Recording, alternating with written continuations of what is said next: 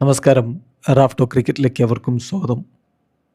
ഇന്നലെ കാനഡയോട് ഗംഭീര വിജയം നേടിക്കൊണ്ട് അഫ്ഗാനിസ്ഥാൻ T20 വേൾഡ് കപ്പിൽ നിന്ന് വിടവാങ്ങി. അവരുടെ ഈ വേൾഡ് കപ്പിൽ അവസാന മത്സരമായിരുന്നു. സൂപ്പർ 8ലേക്ക് അവർ യോഗ്യത നേടിയിട്ടില്ല. അങ്ങനെ അവർ അവസാന മത്സരം കളിച്ച് തീരുമ്പോൾ അവരുടെ പ്രിയപ്പെട്ട കോച്ച് മുൻ ഇംഗ്ലീഷ് താരം ജൊനാഥൻ ട്രോട്ടിൻ്റെ പരിശീലന കാലയളവ് അവസാനിക്കുകയാണ്. അദ്ദേഹം ഇനി അവരുടെ കോച്ചായിട്ടില്ല. വളരെ വികാര നിർഭരനായിട്ടാണ് അദ്ദേഹം ഇന്നലെ സംസാരിച്ചത്. അതിൽ അദ്ദേഹം ഒരു കാര്യം വെളിപ്പെടുത്തി: കോച്ച് സ്ഥാനത്ത് നിന്ന് പടിയിറങ്ങുക എന്നുള്ളത് അദ്ദേഹത്തിൻ്റെ തീരുമാനമായിരുന്നില്ല എന്ന്. തുടരണോ വേണ്ടയോ എന്നുള്ളത് ഇതെൻ്റെ തീരുമാനമല്ല. സോ അതാണ് യാഥാർത്ഥ്യം. മേ ബി ഇത് ഞാൻ പടിയിറങ്ങാനുള്ള റൈറ്റ് ടൈം ആയിരിക്കാം.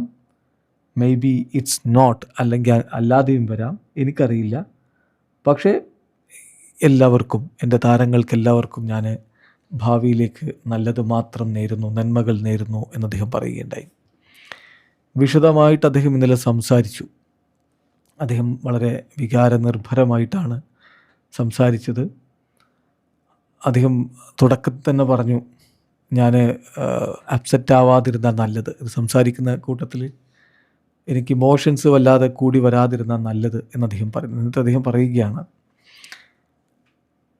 തീർച്ചയായിട്ടും ഇവിടെ കോച്ചാവുക എന്ന് പറയുമ്പോൾ ഞാൻ വളരെ ഭാഗ്യവാനാണ്. ഒരുപാട് നല്ല മെമ്മറികൾ കളിക്കാരൻ എന്ന നിലയിൽ എനിക്ക് ലഭിച്ചിട്ടുണ്ട്. അതുപോലെ തന്നെ ഇപ്പോൾ ഇവിടെ കോച്ച് എന്ന രൂപത്തിലും എനിക്ക് ലഭിക്കുന്നു. കോച്ച് എന്ന രൂപത്തിൽ നോക്കുക, പാകിസ്ഥാനെ വേൾഡ് കപ്പിൽ ഫസ്റ്റ് ടൈം നമ്മൾ പരാജയപ്പെടുത്തിയത്, ഇംഗ്ലണ്ടിനെ പരാജയപ്പെടുത്തിയത്, ബൈലാറ്ററൽ സീരീസ് വിജയങ്ങൾ പാകിസ്ഥാനെതിരെ, ബംഗ്ലാദേശിനെതിരെ, സൗത്ത് ആഫ്രിക്കയ്ക്കെതിരെ, അതെല്ലാം വലിയ സന്തോഷമുണ്ടാക്കുന്ന നിമിഷങ്ങളായിരുന്നു. തീർച്ചയായിട്ടും റിയലി ഗ്രേറ്റ് പ്ലെയേഴ്സിനെ പരിശീലിപ്പിക്കാൻ ഭാഗ്യം സിദ്ധിച്ചു എന്നുള്ളതാണ് എൻ്റെ ഇവിടുത്തെ ഏറ്റവും വലിയ നേട്ടം. മാത്രമല്ല അവർ വളരെ നല്ല ഹ്യൂമൻ ബീയിങ്സുമാണ്. ക്രിക്കറ്റേഴ്സ് മാത്രമല്ല, they are good humans also and A good bunch of guys. തീർച്ചയായിട്ടും ഞാൻ വളരെ അൺഎക്സ്പെക്റ്റഡ് ആയിട്ടാണ് ഈ പരിശീലക സ്ഥാനം ഏറ്റെടുത്തത്. ഗ്രഹാം തോർപ്പ് ഇവിടെ പരിശീലകനായി വരുമെന്നാണ് പ്രതീക്ഷിച്ചിരുന്നത്. പക്ഷേ അദ്ദേഹത്തിന് അത് ഏറ്റെടുക്കാൻ കഴിയാതെ പോയി. സോ വളരെ അപ്രതീക്ഷിതമായിട്ടാണ് എനിക്ക് ഒരു ഓഫർ വന്നത്. ഞാനത് ഇരു കൈയും നീട്ടി സ്വീകരിക്കുകയായിരുന്നു. പക്ഷേ അറ്റ് ദി സെയിം ടൈം എൻ്റെ ഒരു കോച്ച് എന്ന നിലയിലുള്ള വളർച്ചയിൽ ഗ്രഹാമിനുള്ള പങ്ക് ഞാൻ എപ്പോഴും എടുത്തു പറയും. ECBയിൽ എനിക്ക് ഓപ്പർച്യൂണിറ്റീസ് തന്നതും എന്നിലെ കോച്ചിനെ വിശ്വസിച്ചതുമൊക്കെ അദ്ദേഹമായിരുന്നു. സോ അദ്ദേഹത്തോട് എനിക്ക് ഒരുപാട് നന്ദിയുണ്ട്. ഞാനിവിടെ ബൈ ചാൻസിൽ എത്തിച്ചേർന്ന ഒരാളാണ്. എൻ്റെ എല്ലാം സമർപ്പിച്ചാണ് ഞാൻ ഈ ടീമിനെ മുന്നോട്ട് കൊണ്ടുപോയത്. പ്ലെയേഴ്സിന് തീർച്ചയായിട്ടും അത് മനസ്സിലായിട്ടുണ്ട്. ഓരോ ഗെയിമിലും അവരെത്രത്തോളം ഇമ്പോർട്ടൻ്റ് ആയിട്ടാണ് കാര്യങ്ങളെ കണ്ട് നടപ്പാക്കിയത് എന്നുള്ളത് നിങ്ങൾക്ക് വ്യക്തമാകും. എൻ്റെ ആദ്യ ട്രിപ്പ് ഞാൻ ഓർക്കുന്നു. ഞങ്ങൾ അയർലൻഡിൽ ആയിരുന്ന സമയത്ത്, അയർലൻഡിലേക്ക് പോയ സമയത്ത് ഞാനപ്പോൾ കാര്യങ്ങളെ കണ്ടത് ഈ ബോയ്സ് എത്രത്തോളം ടാലൻറ്റഡും ഫോക്കസ്ഡുമാണ് എന്ന് കണ്ട് ഞാൻ അത്ഭുതപ്പെട്ടിട്ടുണ്ട്.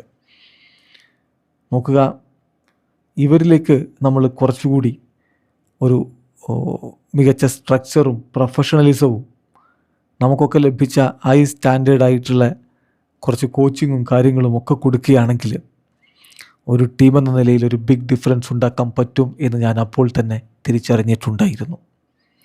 ഞാൻ ഓർക്കുന്നു ആദ്യമായിട്ട് ഇബ്രയെ കണ്ടത്, അതായത് ഇബ്രാഹിം സദറിനെ പറയുകയാണ്, ഇബ്രയെ കണ്ടത്.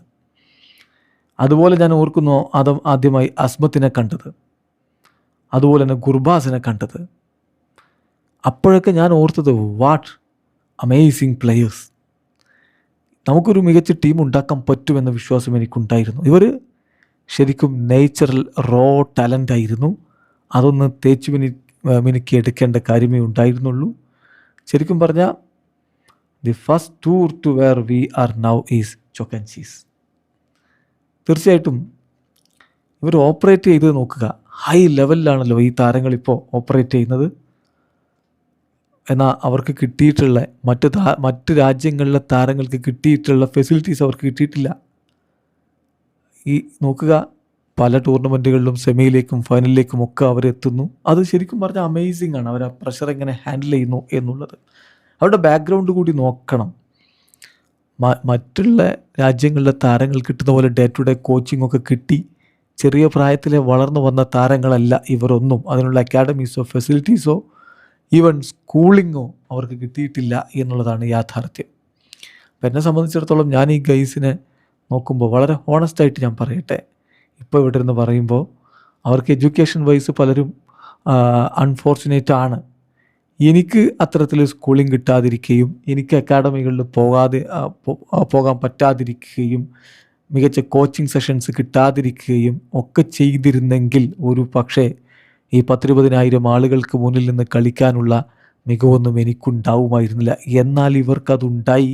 അതെങ്ങനെ എക്സിക്യൂട്ട് ചെയ്യണം, എങ്ങനെ ഹാൻഡിൽ ചെയ്യണം എന്നുള്ളത്, അതാണ് ഏറ്റവും പ്രധാനപ്പെട്ട കാര്യം. അവർ കിട്ടിയിട്ടുള്ള കോച്ചിങ്ങും മറ്റുമൊക്കെ നോക്കുമ്പോൾ നിങ്ങൾക്കത് മനസ്സിലാവും.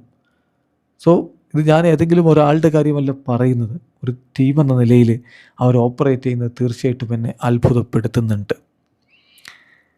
തീർച്ചയായിട്ടും ഇവിടെ കുറച്ച് വർഷക്കാലം എനിക്ക് നിൽക്കാൻ പറ്റി. ഈ ജോബ് എനിക്ക് വളരെയധികം സന്തോഷം നൽകുന്നു.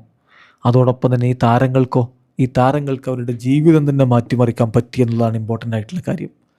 കളിക്കളത്തിലേക്ക് അവരിറങ്ങുന്നു, അതുവഴി അവരവരുടെ ഫാമിലീസിൻ്റെ ഭാഗ്യങ്ങൾ മാറ്റുന്നു, ഫോർച്യൂൺ മാറ്റുന്നു. അങ്ങനെയുള്ളൊരു ഗ്രൂപ്പ് ഓഫ് പീപ്പിളാണ് ഇവർ. സോ ഞാൻ വിചാരിക്കുന്നത് ഈ ഗെയിമിലൂടെ we have been able to see that and to be able to play a small part in that is very satisfying. ഇവരുടെ ക്രിക്കറ്റ് സൈഡ് നിങ്ങൾ മറന്നേക്കുക. എന്നിട്ട് ഇവർ എങ്ങനെ കാര്യങ്ങൾ അവരുടെ ജീവിതത്തിൽ മാറ്റിമറിച്ചു എന്നുള്ളത് നോക്കുക. അത് തീർച്ചയായിട്ടും വളരെ വേർത്ത്ഫുൾ ആയിട്ടുള്ള ഒരു കാര്യമാണ്. Nothing is straight forward.